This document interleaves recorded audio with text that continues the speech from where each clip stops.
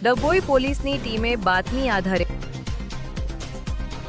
Watch ગોઠવી સંખેરાથી ડભોઈ તરફ વિદેશી દારૂ ભરીને આવેલી બ્રેજા કાર સાથે ચાલક ઝડપાયો હતો. કારમાં તપાસ કરતા વિદેશી દારૂના ક્વોટેરિયા અને બિયરના ટીન મળી કુલ 753નો જથ્થો મળી આવ્યો હતો.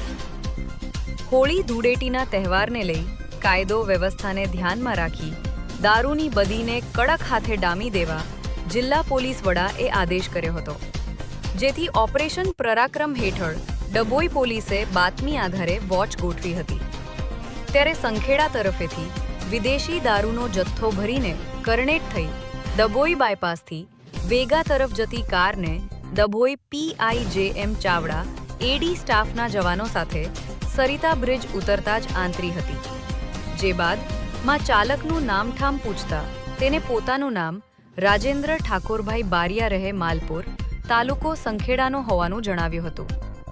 જેથી કારમાં તપાસ કરતા વિદેશી દારૂના ક્વોટરિયા, બિયર, ટીન મળી કુલ નંગ 753 કી રૂપિયા 1,84,418, કારની કી રૂપિયા 3,50,000 મળી કુલ મુદ્દામાલ કી રૂપિયા 5,29,418ના મુદ્દામાલ સાથે ઝડપી કસ્ટડી ભેગો કર્યો છે.